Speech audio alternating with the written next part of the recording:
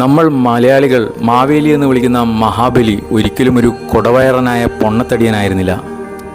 3 ലോകവും അടക്കി ഭരിച്ച അസുര ചക്രവർത്തി, ദേവന്മാരുടെ പേടി സ്വപ്നം മഹാബലി തമ്പുരാൻ. അദ്ദേഹത്തെ തോൽപ്പിക്കാനോ വധിക്കാനോ ആർക്കും സാധ്യമായിരുന്നില്ല. അദ്ദേഹത്തിൻ്റെ ഭരണകാലത്ത് അദ്ദേഹത്തിൻ്റെ പ്രജകളെല്ലാവരും സന്തുഷ്ടരായിരുന്നു, ആരോഗ്യവാന്മാരായിരുന്നു, സത്യസന്ധരും ധർമ്മിഷ്ഠരുമായിരുന്നു. ദേവന്മാർ പോലും ഭയഭക്തി ബഹുമാനത്തോടെയാണ് മഹാബലിയെ സമീപിച്ചത്. ഇങ്ങനെ പോയാൽ തൻ്റെ സ്ഥാനം എന്നേക്കും ഇല്ലാതാവുമെന്ന് മനസ്സിലാക്കിയ ദേവേന്ദ്രൻ മഹാവിഷ്ണുവിൻ്റെ കാൽക്കൽ വീണ് മഹാബലി തമ്പുരാനെ വധിക്കുവാൻ അപേക്ഷിച്ചു.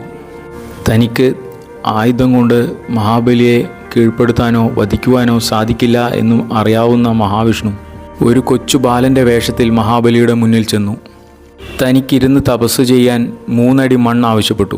ഏറ്റവും വലിയ വിഷ്ണു ഭക്തനായ പ്രഹ്ലാദൻ്റെ പൗത്രനായ മഹാബലിക്ക് തൻ്റെ മുന്നിൽ നിൽക്കുന്നത് മഹാവിഷ്ണുവാണെന്ന കാര്യം അറിയാമായിരുന്നു. കുലഗുരുവായ ശുക്രാചാര്യർ തടുത്തിട്ടും 3 അടി മണ്ണ് സ്വയം അളന്നെടുത്തുകൊള്ളുവാൻ വാമനനോട് പറഞ്ഞു. 2 ചുവടുകൊണ്ട് തന്നെ മഹാവിഷ്ണു മാവേലിയുടേതെല്ലാം സ്വന്തമാക്കി.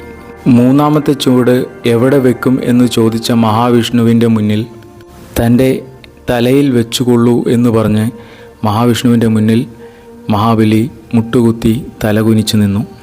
ലോകനാഥനായ മഹാവിഷ്ണു തൻ്റെ പാദം കൊണ്ട് മഹാബലിയെ അനുഗ്രഹിക്കുകയും പാതാളത്തിലെ രാജാവായി അഭിഷേകം ചെയ്ത് പാതാളത്തിലേക്ക് അയച്ചു എന്നതാണ് ഐതിഹ്യം.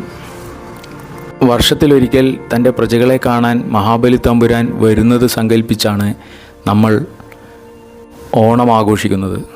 മഹാബലി തമ്പുരാനെക്കുറിച്ച് ഇതുപോലെ ആര്യന്മാർക്കും ദ്രാവിഡന്മാർക്കും വ്യത്യസ്തങ്ങളായ കഥകളുണ്ട്.